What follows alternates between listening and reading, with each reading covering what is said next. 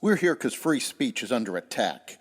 We're here because people are being convinced that socialism works.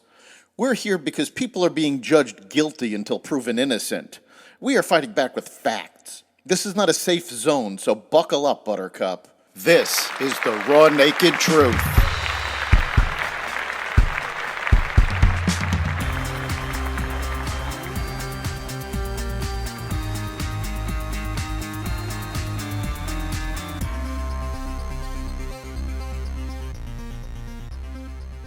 Hezbollah attacks Israel. Olympic organizers attack Christians. Biden attacks the Supreme Court, and more. Welcome to the Raw Naked Truth. I'm your host, Eric Lopkin, and here's the news you need to know. The Iran-backed terrorist movement Hezbollah on Saturday rained down rockets on Israel, with at least one hitting a soccer field where children were playing in the northern Israeli town of Majd al-Shams, right by the border with Syria. At least 12 deaths have so far been reported, with some 29 more injured, most reportedly between the ages of 10 and 20. The soccer field in the majority Druze town was a scene of shocking violence and the most devastating loss of life in the north since Hezbollah entered the war on behalf of the terrorist entity Hamas on October 7th. The Israeli Defense Forces put the blame squarely on Hezbollah in a statement issued shortly after the attack.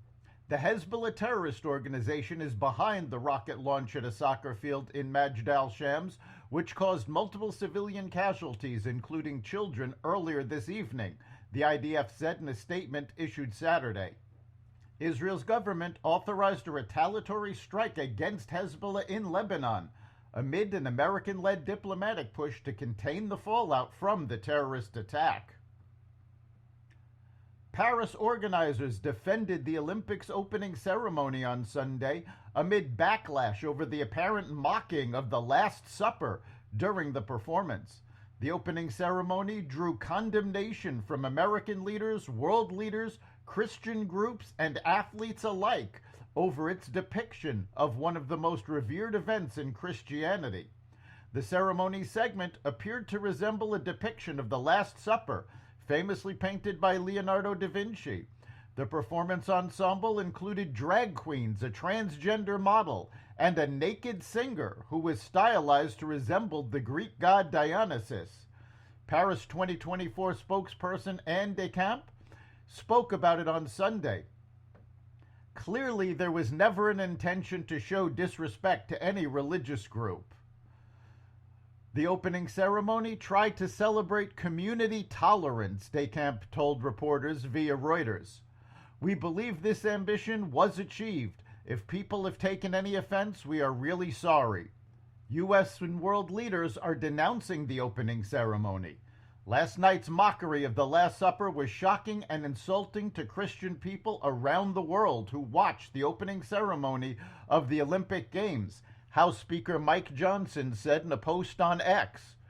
The war on our faith and traditional values knows no bounds today, but we know that truth and virtue will always prevail. Italy's Deputy Prime Minister Matteo Salvini posted a picture of the drag queens over another picture of the Last Supper, criticizing the act. Opening the Olympics by insulting billions of Christians around the world was a really bad start, dear French, he wrote. Seedy. The Olympic Committee has deleted videos of the opening ceremony from YouTube. President Biden will unveil plans to overhaul the Supreme Court, a White House official said. Biden will propose a constitutional amendment overturning the court's recent decision giving presidents immunity for alleged crimes committed in the course of their official duties while in office, and will urge Congress to establish term limits for the justices who currently serve for life and impose an enforceable code of conduct in place of the self-policing system the court adopted last year. For years, Biden resisted calls from progressives for action to rein in a deeply conservative court that has thwarted Democratic initiatives from fighting climate change to providing debt relief for student borrowers. There is little chance Biden's proposals will advance before the November election, but with public approval of the court at historic lows, Democrats believe they will resonate with Democratic voters. Vice President Kamala Harris, the likely Democratic nominee for president, has been critical of the court's direction because the court has blocked the Biden-Harris administration from illegally making changes to the law. Leftist Senator Elizabeth Warren called for creating a pathway to citizenship for millions of illegal immigrants on Sunday, arguing Vice President Kamala Harris is the candidate to get it done. Warren made the comments during a Sunday morning appearance on CNN's State of the Union with host Jake Tapper. Tapper pressed her to defend the immigration policies of the Biden-Harris administration, which have been historically unpopular. I don't need to tell you, voters overwhelmingly disapprove of how the Biden-Harris administration has handled the border, Tapper said. By giving the nomination to one of the leaders of the border effort, aren't Democrats doubling down on one of your party's biggest vulnerabilities? Border crossings now are lower than they were in the last year of the Trump administration. But recognize, and I know that Kamala Harris knows, this is a problem that ultimately has to be solved by Congress, Warren responded. In fact, border crossings during the Biden administration were over 200% higher than at any point in the Trump administration.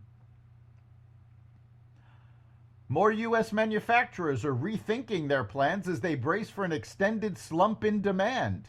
Higher interest rates, rising operating costs, a strengthening U.S. dollar, and lower selling prices for commodities are dampening activities at factories across the country.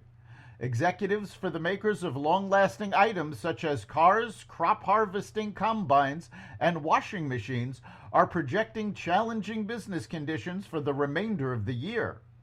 Deere & Company, the world's largest manufacturer of farm equipment by sales, has shed about 2,100 production workers since November, or 15% of its hourly workforce. Rival equipment maker AGCO said in June it would cut 6% of its salaried workforce worldwide, or about 800 people by the end of the year. Recreational vehicle maker Polaris this week said it would adjust production to cut back on shipments to dealers. The disclosure came as it reported a 49% drop in quarterly income and noted that sales of its motorcycles, boats, and off-road vehicles all dropped as consumers pulled back on discretionary purchases.